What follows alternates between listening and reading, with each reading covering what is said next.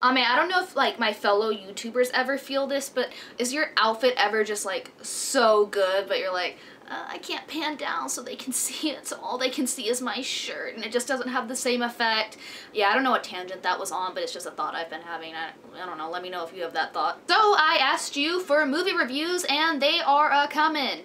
First one I'm going to do is my Inside Out movie review. I'll go step by step through the movie and its problems and things I liked, and then I'll have an overview of it and, you know, give it a rating. As movie reviews generally go, I think you know how it works. So Inside Out is Pixar's latest family feature. It's about a preteen girl named Riley who is experiencing the emotions that go up and down when you make a major move across the United States. It's also about her dealing with the turmoils of growing up in general. So, plot. Most Pixar movies are relatively, like, short, so it never really felt like it dragged on or anything. It was a decent length. I didn't feel like it needed to be any shorter or longer, really. I think the concepts, especially within her brain, were super thought out and well constructed. Now, I will mention that this film does touch on some, you know, deep-ish issues, but I also think they could have gone just a little further and it's still been passable as a family film. So, characters. I mean, my preteen years are kind of an embarrassing blur of me wearing Ed Hardy and Bobby Jack shirts, but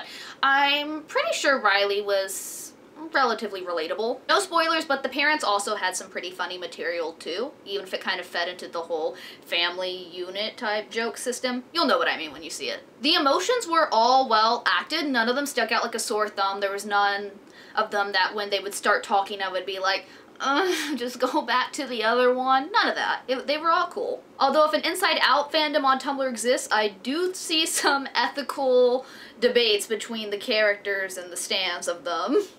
If that exists, but I mean it's Tumblr, so everything exists on Tumblr. The animation. It's Pixar, so of course the animation looked great. Again, the world building inside her head and even outside was fantastic. I do wish they had made it seem a bit larger scale, if that makes sense. The writing. I really do like that this film touched on some issues of growing up, and especially how sometimes you pretend to be happy when you're really not and you just try to force yourself to be happy and it doesn't work. Sometimes you just gotta let yourself not be happy, essentially. This also seemed more like a preteen / adult movie to me than it did a kid's movie, and I don't know if that works or doesn't work in the movie's favor, but I think that made it more enjoyable for me, at least. I was also pleased to find that this movie has the same director as my favorite Pixar movie and one of my favorite all-time movies, Up, which probably explains why this movie isn't nearly as awful as some Pixar movies of recent have been.